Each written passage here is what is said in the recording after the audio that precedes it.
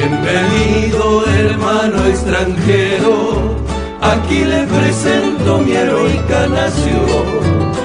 Yo le pido que sea sincero, verdad que no existe igual que Asunción. Bienvenido, señor de otras tierras, yo quiero ofrendarle de mi Paraguay la más dulce expresión de su historia, reliquia de gloria, su hablar guaraní. Caraíro y potá, corejuipe, treyujum, borayjú, japoá. Eso quiere decir en su idioma mucha suerte, cariño y amor. Mandu akatuete de la jata, hoy así bore uiabei. Traducido le digo que lleve 1000 recuerdos del Pacaraí.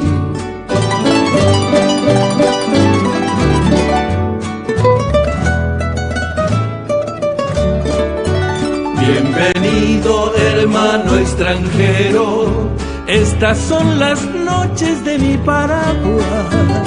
Serenata con arpa y guitarra y una enredadera de luna y jazmín. Bienvenido, señor de otras tierras, mi pueblo está lleno de cordialidad. Un paisano al pasarle la mano es un libro abierto de sinceridad. Caraíro y potá, corejuipe, treyujum, borayjú, japoá. Eso quiere decir en su idioma mucha suerte, cariño y amor. Mandu akatuete de la jata, hoy así baure uiabei.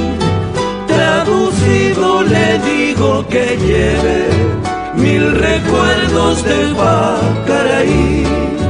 1000 recuerdos del Pacaraí.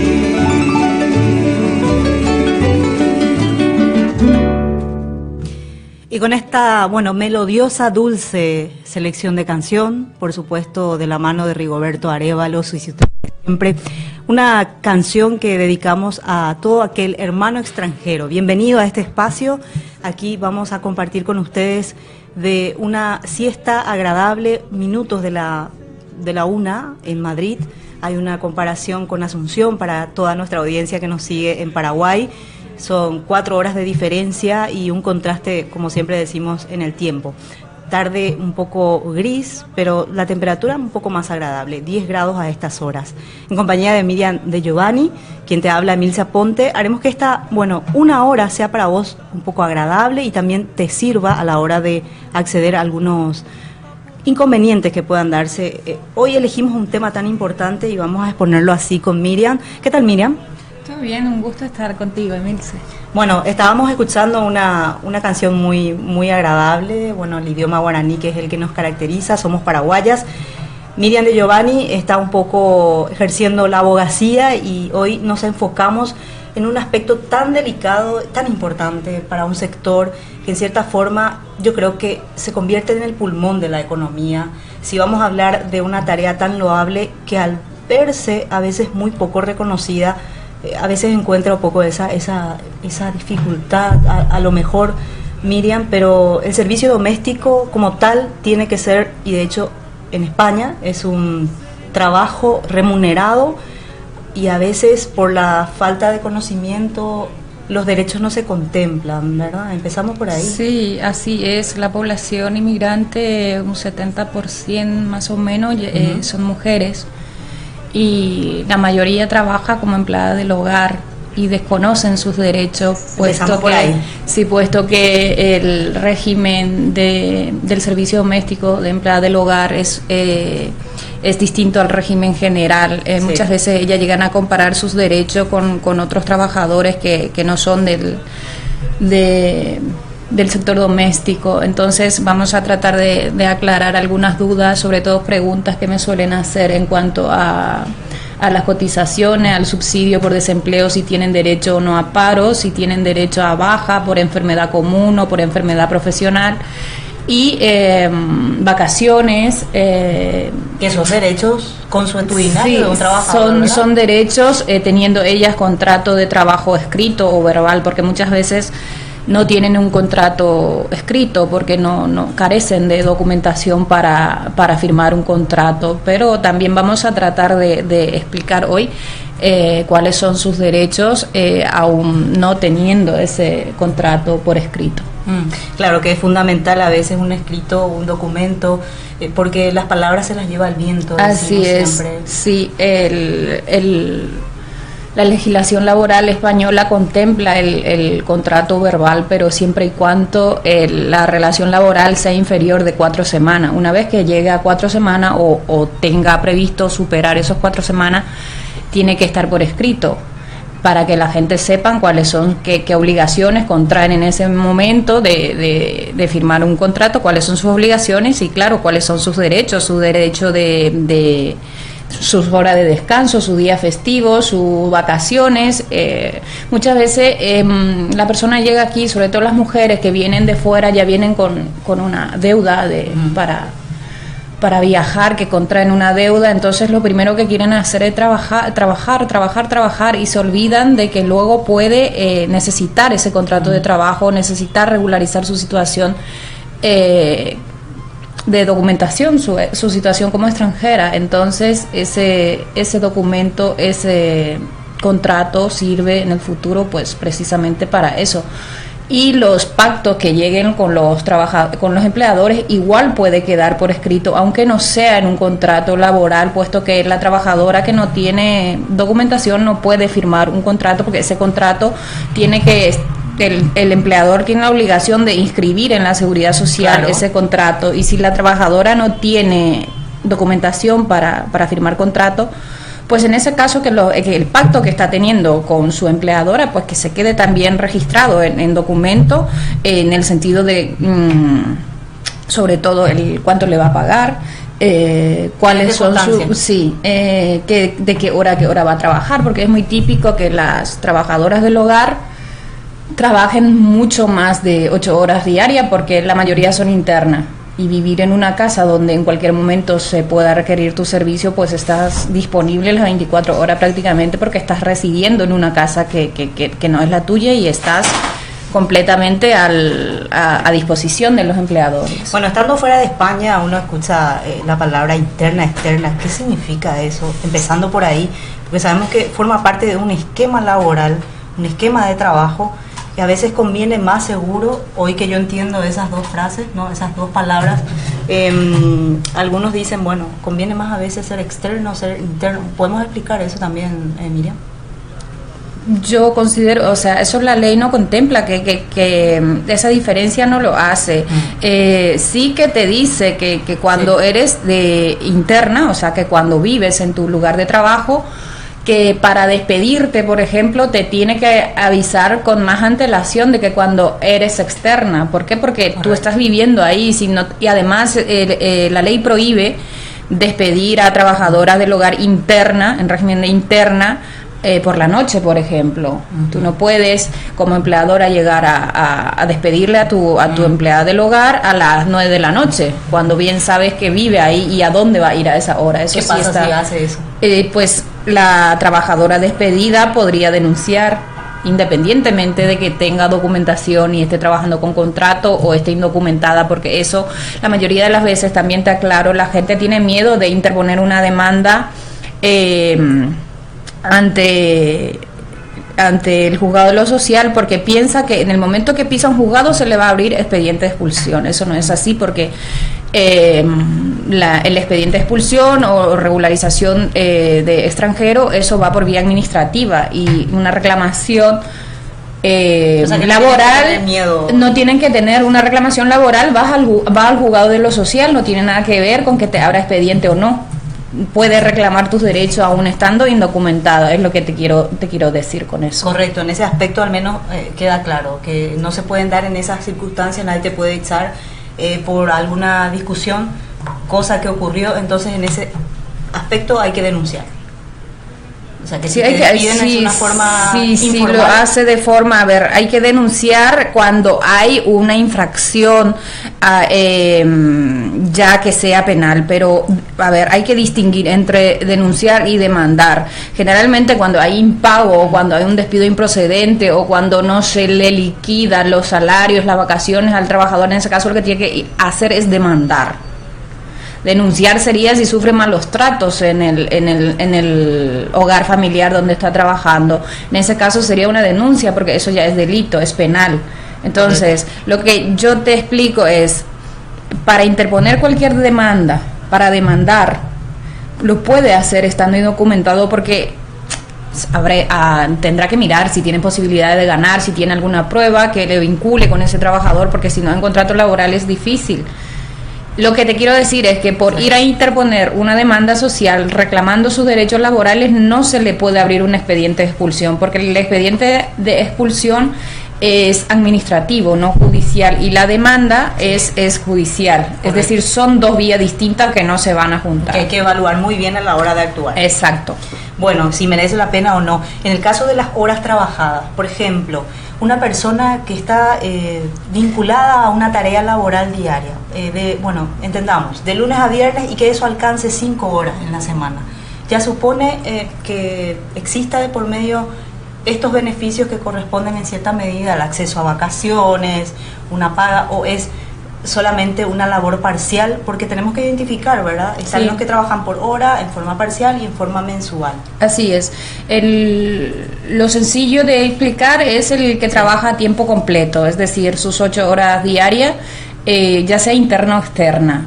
Esa tiene derecho a 2 pagas extra, a sus vacaciones y más acuerdo de que llegue a pactar con el empleador. Lo que trabajan 5 horas diarias y van todos los días, esos son a tiempo, a media jornada. Correcto. Esos también tienen derecho a sus 30 días de vacaciones y a sus 2 pagas extra. Pero si el servicio que emplea en ese hogar no supera los 5 horas diarias, o sea que son de 3 o 4 horas, incluso hay personas que trabajan 2 horas, uh-huh, y algunas que van 2 veces por semana, 3 veces por semana a esa casa en concreto. En ese caso la ley dice que no se le puede pagar menos de 5,25 € la hora, pero ese 5,25 € el mínimo ya incluye las pagas extra, y las vacaciones no le correspondería, porque son muy poco tiempo lo que presta su servicio en esa casa. Son las trabajadoras por hora. Correcto. O sea que en ese caso hablaríamos de tres tipos de 3 niveles: el a tiempo completo de 8 horas diarias, a tiempo parcial, lo que superan 5 horas y van 6 días a la semana al trabajo, y lo que no llegan a 4 horas diarias y van 2 o 3 veces a la semana, eso ya son trabajadoras por hora. Correcto, en ese caso hay que distinguir este tipo de labor, porque supone también un compromiso de aspecto, como se dice, de la paga y de lo que va a ser también del reconocimiento. Así es, las dos, o sea, el a tiempo parcial tiene derecho a paga extra y derecho a vacaciones. Tiempo completo igual. Las trabajadoras por horas ya no, porque se supone que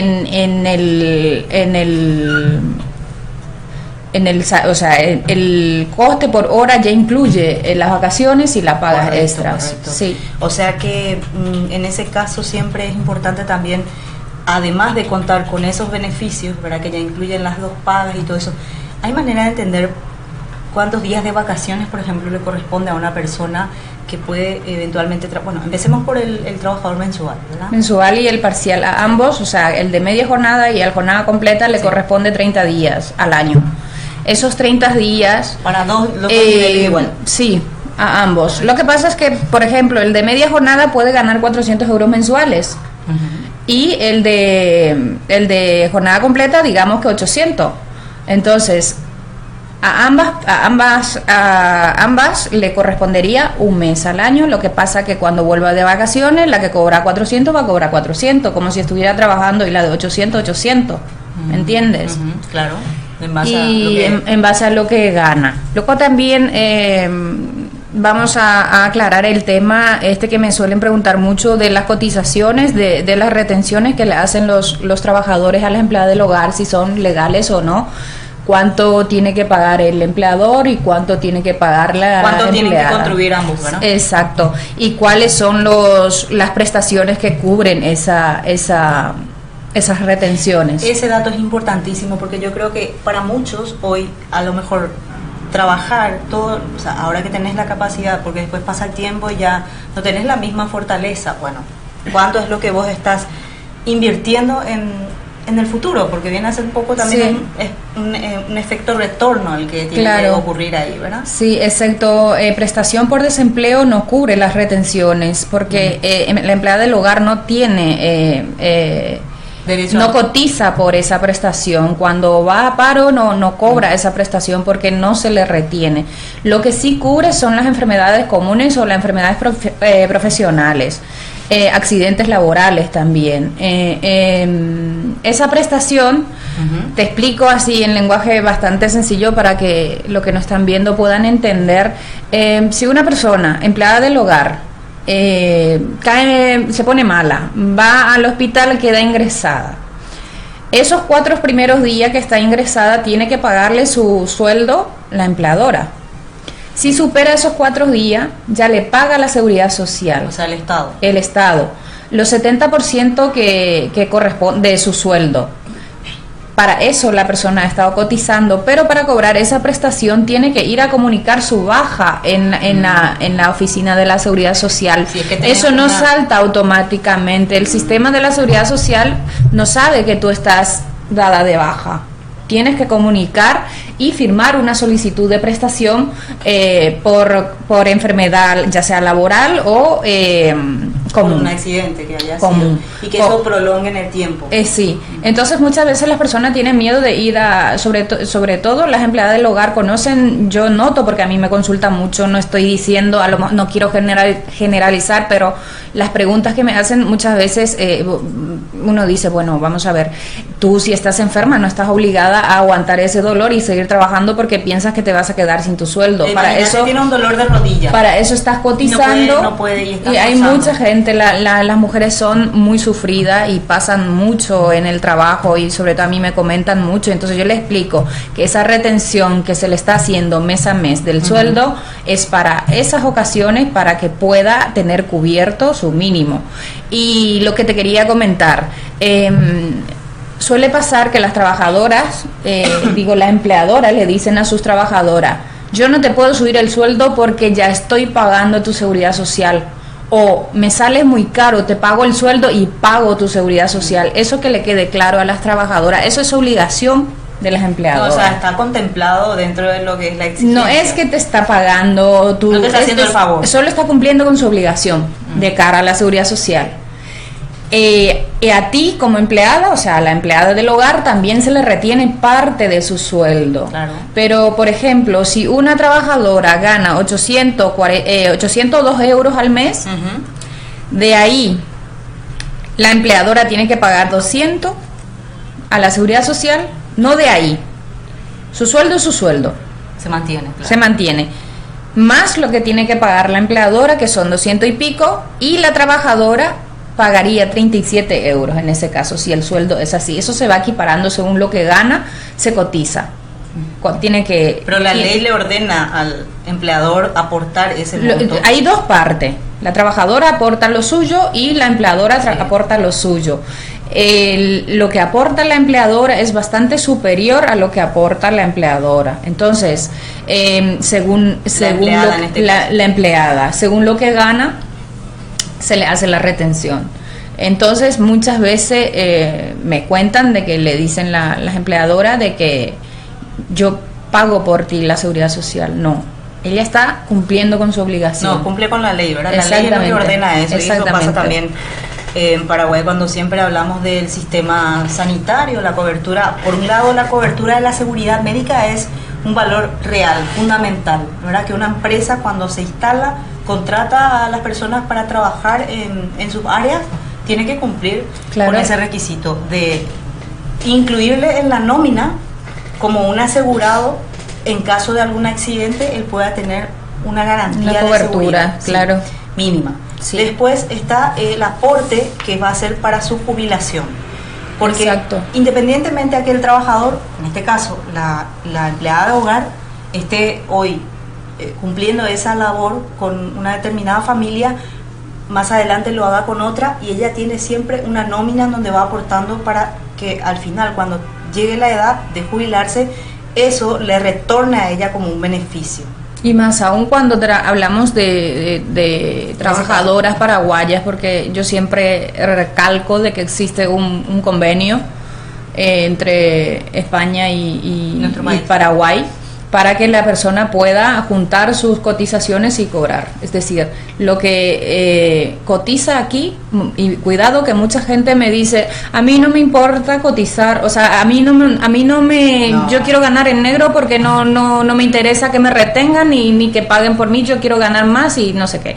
No, lo que cotiza aquí te sirve. Si vas a Paraguay, puedes solicitar tu pensión de jubilación y sumar el tiempo que has cotizado aquí. Imagínate el dinero y perdido, si haces al revés igual, si de repente te documentas o sacas la nacionalidad, quieres quedarte a vivir aquí, puedes solicitar al IPS, en este caso, el cómputo de lo que aportaste ahí. De lo que aportaste, y se te suma a lo que aportaste aquí y cobras la pensión. Claro, eso es indistintamente porque te da un convenio. Claro. Hay que aprovechar ese mecanismo, pero claro, para empezar muchas a tramitar, veces se desconoce.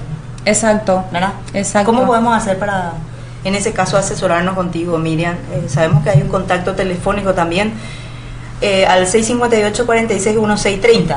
Así es, me pueden escribir ahí, concertar una cita. Para compartir, 658-461630.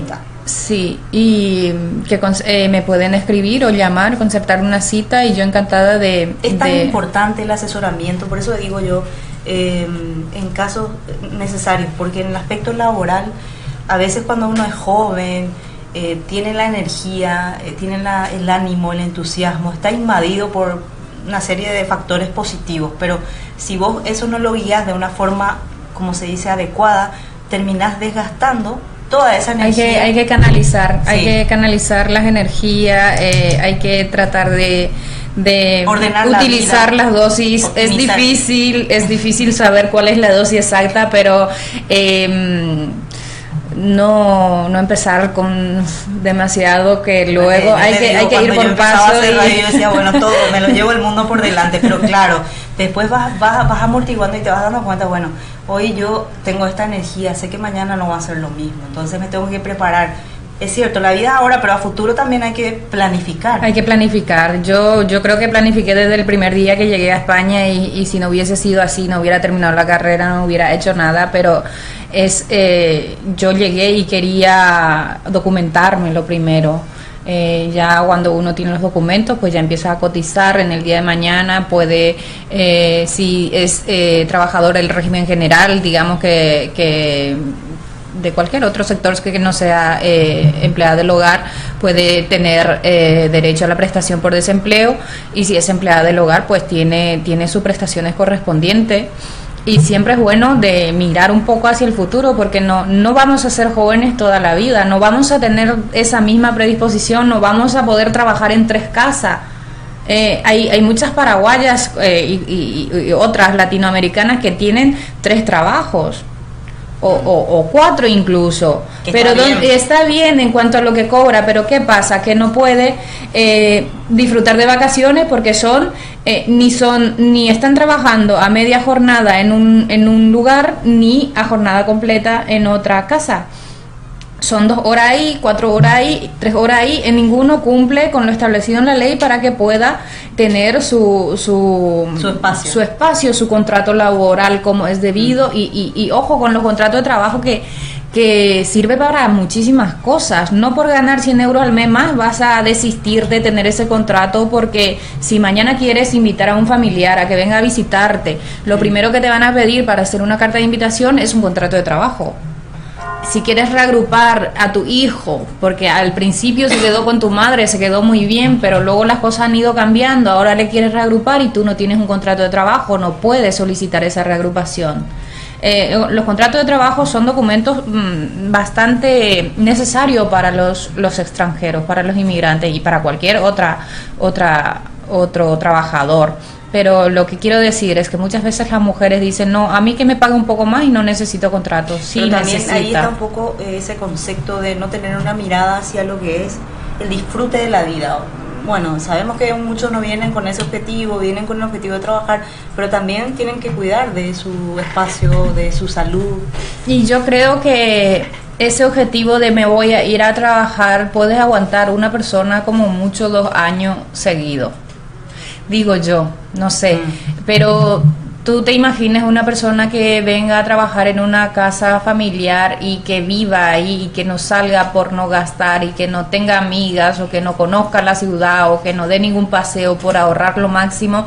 Yo creo que a los 2 o 3 años puede tener incluso enfermar, porque es el encierro también, y dedicarte a una familia que no es la tuya, dedicarle todas tus horas diarias, de noche, de día, criar a hijos que no son tuyos, cuidar de abuelos que no son tuyos. Yo creo que emocionalmente va a afectar. Entonces la persona que tiene esa idea de venir única y exclusivamente a trabajar duro y a ahorrar, yo creo que eso tiene fecha de caducidad.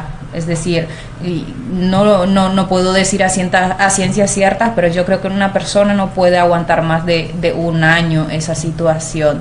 Luego tiene que relacionarse, tiene que salir, y para salir, para que esté a gusto, para que esté cómoda, necesita un documento. Quiero hacer un paralelismo un poco valiéndome de lo que es la ciencia y la investigación en Paraguay. El año pasado entrevistaba a una doctora y me decía ese problema, Miriam. Es fundamental que las personas dedicadas a la tarea diaria de limpiar la casa, de cuidar a personas, necesitan un espacio también para poder estar mejor, porque de ellas mucho depende el contexto en el que ellos se van a desarrollar. Claro. ¿Y qué pasa si esa persona tiene esos problemas?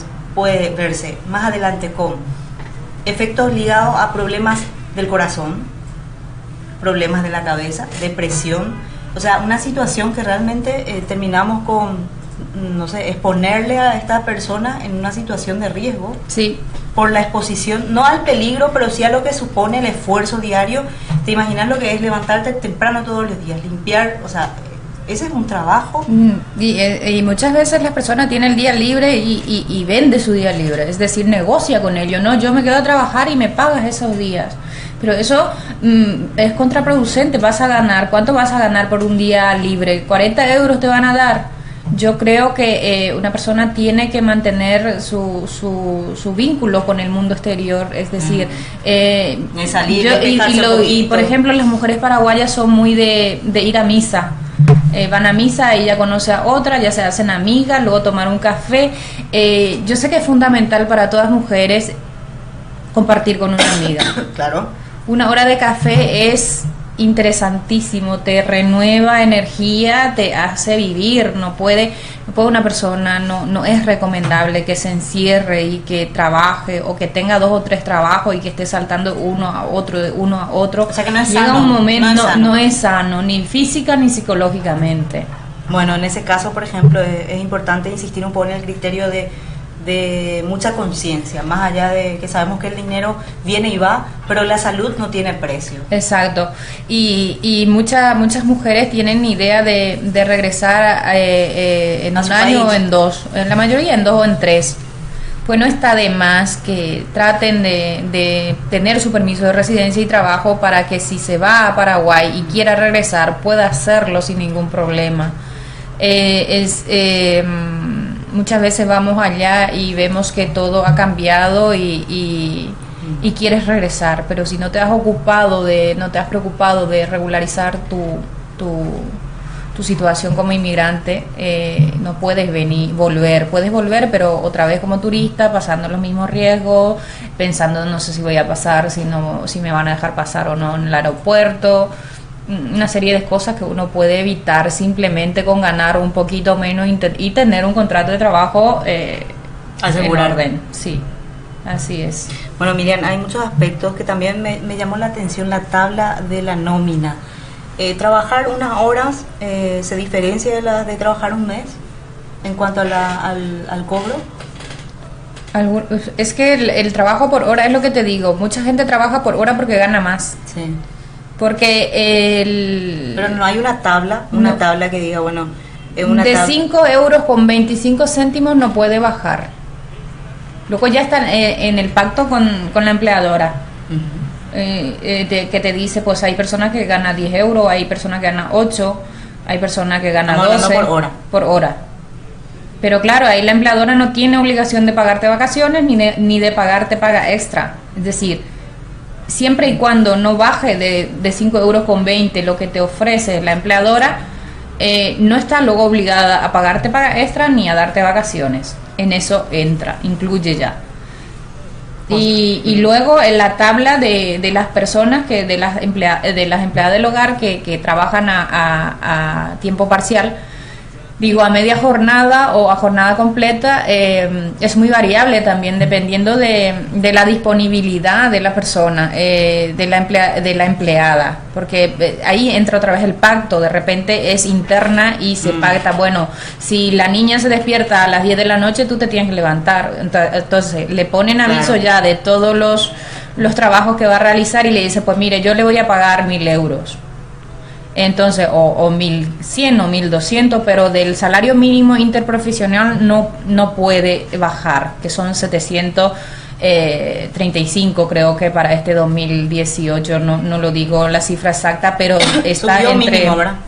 Subió un poquito, sí.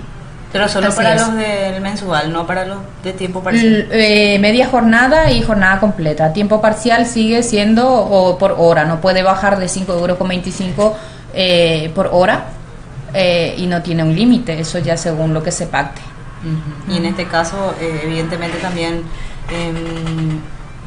que el contrato varíe a tu posición de horas laborales, a veces ya depende de cada uno de qué quiera optar, ¿verdad? Si es para beneficio a futuro o si es a por corto plazo. Claro, es lo que estamos hablando. Si de repente a la persona le interesa regularizar su situación, pues en ese caso va a optar siempre por un trabajo a tiempo completo.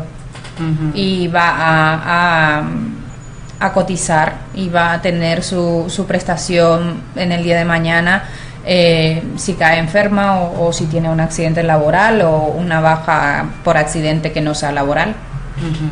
Mirando desde el ángulo del empleador, el empleador, por ejemplo, en un momento dado que entra en pacto con la persona que va a trabajar, tampoco puede cambiarle de la noche a la mañana a la persona. Como sustituir, dices. Exacto. No, en absoluto. Tiene obligación de avisarle con 15 días de antelación. Si es por un desacuerdo muy observable, en ese caso le puede avisar por 8 días. Uh-huh. Digamos que hay un choque, porque por lo que sea. En ese caso, con 8 días que le diga, mire, usted no va a poder seguir trabajando en mi casa por este y por este motivo, 8 días, si hay un desacuerdo entre empleador y empleada. Sin embargo, si es que se va a cambiar, por poner un ejemplo, la empleadora se va a ir a vivir en otra comunidad, no puede llevarse a la empleada, en ese caso le tienen que avisar con 15 días. Uh-huh. En esos 15 días la persona tiene que buscar otro trabajo o buscar dónde ir a vivir si es que son internas. Las empleadoras tienen esa obligación de avisar, el preaviso que llamamos todos. Correcto. Luego también está, ya que me sacas ese tema, las indemnizaciones y el despido. A mi despacho vienen muchas mujeres y me cuentan que le despiden. Para que el despido, hay 3 tipos de despido. Aquí contempla la legislación española. En ese caso sí es igual que el régimen general, el despido para la empleada del hogar. Está el despido objetivo, es decir, hay una causa, te puedo despedir, ¿vale?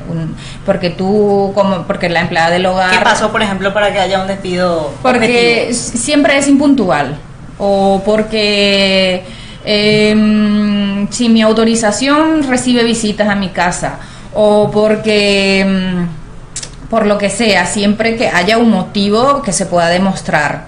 Entonces, en ese caso sería un despido objetivo. Luego está el despido improcedente. La empleada del hogar sigue a pie de la letra las órdenes de su empleador, sin embargo el empleador viene y dice, me falta 100 euros, ¿dónde está? Se ha perdido, no sé qué, no puede faltar esto en mi casa, le voy a tener que despedir. En ese caso estamos hablando de un despido improcedente. Claro. No hay una causa justificada, o sea, ese rebote no justifica ningún despido. Objetivo va a ser si es que se descubre que esa persona se ha quedado con los 100 euros. Si no se porque prueba, no hay forma de probar, si pues. no hay prueba, entonces estamos hablando de un despido improcedente. Y luego están los despidos nulos. Los despidos son nulos cuando se vulnera un derecho fundamental de la trabajadora. Digamos que la trabajadora está embarazada, se queda embarazada, el empleador se entera y le despide. Entonces estamos hablando de un despido nulo. Son 3 tipos de despido. ¿Por qué esa diferencia hacerlo? ¿Qué caracteres no hay? ¿Con qué? Y no te llevas bien. En ese caso hay que demostrar. Si no es porque no me gusta nomás. No es porque no me gusta nomás. Entonces, ¿por qué esas 3 diferencias es importante tener en cuenta? Porque cuando el despido es objetivo, la indemnización es inferior. Cuando el despido es improcedente, la indemnización es superior. Claro, porque no hay prueba. Y cuando el despido es nulo, se te tiene que readmitir. Es decir, por el despido objetivo... ¿La readmisión implica indemnización o no? No implica, a ver, te está readmitiendo, o sea, se quedan las cosas como pero si ¿qué no hubiera pasa si pasado pasaron nada. meses para que el proceso Sí, siga? entonces te paga lo Correcto. que no has dejado de cobrar. Correcto. Pero en muy pocos casos se da el despido. Es rápido nulo. eso. Es lento y se da, Pocas veces. no es muy común. Hay que litigar bastante para demostrar que el despido es nulo. Bueno, el derecho en su plenitud. Estamos terminando, bueno, llegamos casi al final. Te cuento, A ver. antes que nada, antes de terminar, porque esto sí que interesa mucho a las empleadas del hogar, la indemnización por despido objetivo, o sea, porque haya una justificación del por qué le está despidiendo a la empleada del hogar, en ese caso le corresponde 12 días al año por 12 días al año de indemnización. Correcto. Y si el despido es improcedente, ya son 20 días al año. Hay esa diferencia. Y que quede claro que son 12 días o 20. Porque la otra vez me contaban, es que la empleadora me quiere pagar 7 días. Entonces yo pensé, digo, ¿en qué se regirá 7 días? No existe. ¿Pero qué? ¿Objetivo? Según la empleadora era objetivo. Entonces, para que el despido sea objetivo se tiene que demostrar de que sí, hay... Y si es improcedente, más de, o sea, 20 días. Improcedente 20 días 20. al año. Y objetivo 12. Y para que el despido sea objetivo, tiene que cumplir con los requisitos. 1 es el aviso. 2, que le haga una carta diciéndole que hasta tal fecha, o sea, el aviso, pero con carta, comunicando. Y el otro requisito es que se le tiene que entregar la indemnización. Eso es obligatorio. Si no hace uno de estos 3 pasos, ya el despido directamente viene a ser improcedente. En cualquiera de las vías hay que indemnizar. Hay que indemnizar y hay que liquidar. ¿Qué significa? No es lo mismo despido que liquidación. Sí, recuerdo yo. Hay que liquidar para despedir. Sí. Es el primer y en la paso. liquidación tiene que pagar los días trabajados, las vacaciones que no ha disfrutado, la paga extra que aún no ha cobrado, los días festivos si se ha pactado de que se le tienen que pagar, todo eso tiene que ir. Si no entrega esa liquidación, entonces ya directamente el despido es improcedente porque no cumple con los requisitos para que pueda hacer un despido. Eso lo hace objetivo. el abogado, ¿verdad? Y lo pone sobre la mesa y después el abogado de la empleada es lo que tiene que mirar y bueno, se cumple. Si no, eso es bastante sencillo. Eso tiene que... Siempre se da dos liquidaciones. 2 tablitas. Dos hojas de liquidaciones, 2 folios. Uno para la empleada y otro para la empleadora. Son como tablas de donde dicen, bueno, esto lo que he dicho, es un comparo. Se firma. Cuando la empleadora firma una cosa que no... cuando la empleada está firmando una cosa que no sabe muy bien qué es, siempre tiene que firmar y poner no conforme. Porque si pone no conforme, puede luego consultar con un abogado y decirle, Puede no, impugnar. a ti te había correspondido más, entonces puede demandar. Y la copia tiene que ser siempre por duplicado. Uno se queda a la empleadora y otro le da a la empleada. Siempre para que, bueno, haya garantías ahí, ¿verdad? En la conversación plena de las partes. Así es. Bueno, gracias, Juan, por el apoyo de siempre, bueno, con la participación de nuestro compañero Juan Martínez también, y la, bueno, amable compañía de nuestra compañera Miriam. Así que agradecemos, por cierto, también la oportunidad de poder estar a través de la radio Eurodólar, compartir con ustedes este espacio que les sea provechoso a la hora de manejar información de interés en el plano del derecho, que es fundamental. Cada paso implica también, ¿verdad?, un compromiso y una responsabilidad en todos sus términos, Miriam. Así es. Esa es la contraprestación de derechos y obligaciones. Bueno, Dios mediante, el próximo sábado volvemos a lo que es Hecha la Ley, y también invitarles a que sigan, por supuesto, con la programación de la radio, y que, por cierto, el próximo sábado vamos a tener otras novedades desde otro ángulo del derecho para ir compaginando los espacios de interés, porque sabemos que son muchos en la colectividad de los inmigrantes, y por sobre todo enfocados también hacia la colectividad de los paraguayos. Están también saliendo adelante con todo el sacrificio que ello supone. De nuestra parte es todo. Gracias por la sintonía, por escucharnos y por vernos, y Dios mediante será el próximo sábado.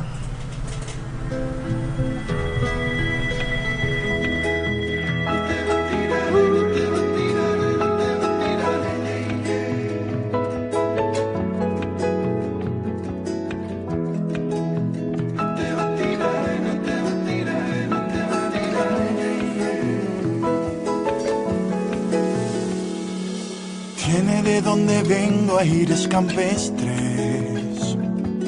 tiene el sudor de mi tierra en su sufrir, tiene la calidez que hay en su gente, y una danza se hace fuerte en la guitarra de Agustín. Tiene también mi pueblo a sus valientes, tiene a mujeres dignas de parir. Tiene literatura inteligente, tiene un toque diferente, tiene idioma guaraní. Soy paraguayo, soy de la tierra del jazmín y del trabajo. Soy las canciones de un maneco enamorado.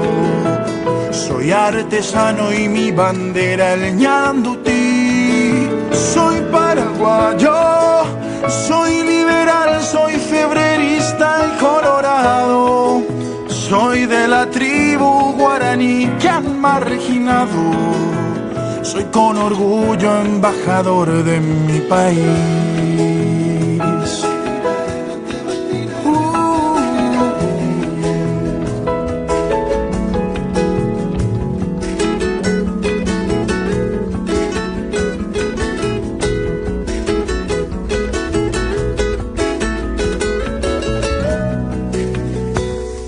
Soy de la capital de la galopa, soy sangre paraguaya y de raíz. Soy bendición que va de boca en boca, soy del trueno entre las hojas, soy de Augusto al escribir. Tiene mi Paraguay también su historia, tiene a los goles de José Luis. Tiene a Manuel Ortiz, tiene a sus obras, tiene encantos, tiene gloria, tiene empuje juvenil. Soy paraguayo, soy de la tierra del jazmín y del trabajo. Soy las canciones de un maneco enamorado. Soy artesano y mi bandera el ñandutí. Soy paraguayo, soy liberal, soy febrerista y colorado. Soy de la tribu guaraní que han marginado. Soy con orgullo embajador